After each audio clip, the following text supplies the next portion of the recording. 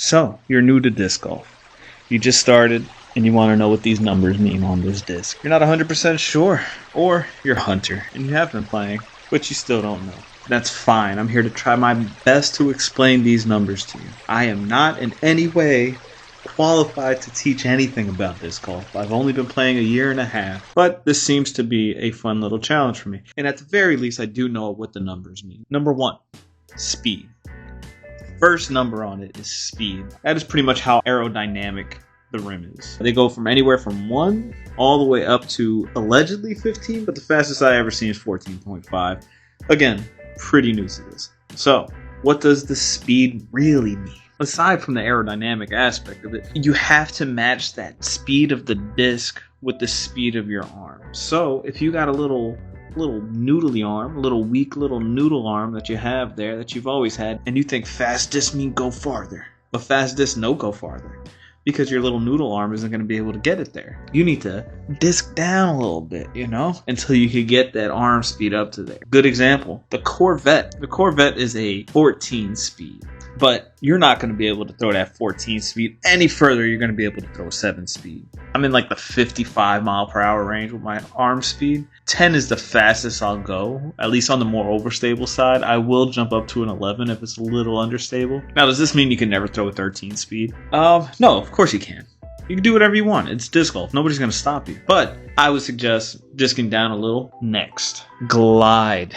Glide is widely known as the most useless number on this disc. I guess there's some discs that are apparent, some that aren't.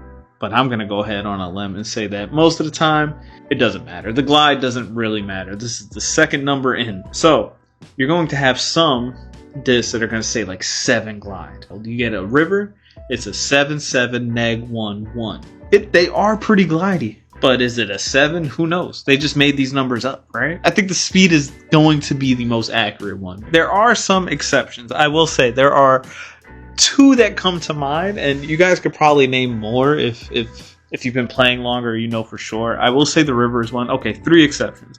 I'm not even going to count. Actually, I'm not even going to count the river. Never mind.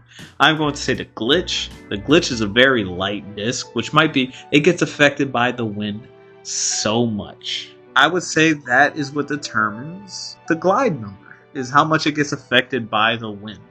So, the glitch is a 1 speed, 7 glide, and I think a 0-0. I'm not 100% sure. But regardless, we're focusing on that. Number 7. I have one. I cannot bag this thing because if there's a slight breeze, it's going to meet Jesus. But if you do have a dead day, just 0 wind, it goes forever. You could putt from 50 feet and it'll just keep on going. It'll just go right by that basket because you're not making a 50-foot putt. Let's be real. If you're watching this video, you're not making that. On the flip side of that, there's the Berg. It's another 1 speed, but it's 1 glide. I will say this is another example of it being true. Now, if it's a really windy day, there's not much you can do about the wind. It's going to affect every disc. But I will say, you just throw it, your little 180, it'll drop right out of the sky because that's what it does. It's a Berg. It's a good one. I love the Watt. The Watt, it's a 2-speed and it has some glide. It definitely is affected by the wind, and that thing will go for a lot longer. I had to stop throwing it for my upshots because it'll just go right past the baskets because I'm bad at disc golf. So bam! Now we go to arguably, to me, the most important number, which is turn. The turn is the 3rd number. If it says, and it goes anywhere from a 1, which is, that's more than 0 turn. That's insane. To like a neg 4. I think there's a neg 5 disc out there. That's just overkill. So that is, if you throw it right-handed, backhand. If you throw a right hand backhand, it's supposed to crash back to the left naturally. But if it keeps on going that way, that is the turn. Especially when you first start, you start saying turn when you want it to fade. Fade and turn are 2 different things. You'll have those people on the field like, well, technically it didn't turn. Ignore those people. Just watch this video for a 2nd or 3rd time if need be so it can drill into your head. And as you get better, you will realize that you will need a little more stability in your disc as your form gets better and everything. Hopefully I edited enough so it's well explained, or at least it seems well explained. Bam, number 4. Fade. This is another important one. It is the opposite. It is how much is going to fight against that turn. If it's a higher fade, it will definitely come back to the left and crash down. And that is the number you look for in overstable discs that you want to flex. Those are the discs. My favorite example, probably my favorite overstable disc, is the Firebird. The Nate Sexton Firebird, to be exact, because this thing is money.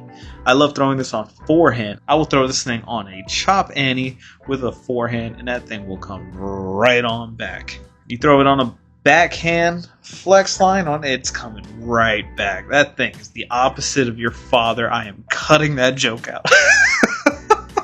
So I feel like that one's pretty simple to explain. Again, not qualified to teach any of this. I don't know how well my explanation is. So bam, sometimes there is a fifth number. I've only seen them on certain discs for some reason. I don't really know. I know some neckbeard out there can probably explain it better. You know what? I'll do the research. Hold on. Okay, I grew the neckbeard. It's the overall stability. And apparently they're only on Discraft discs. Look at that, we both learned something. In conclusion, I hope this helps anyone that is just starting out. I will not be posting like educational videos, at least often, or ever again. Who knows? I don't really know. But if you did learn something from this, please consider subscribing. This video is different, and I took this as a challenge to edit. I'm new to editing and disc golf, and if you're here listening to me, do better. But subscribe. Do better by subscribing. Thank you to anybody that watches. I appreciate it. Bye, life.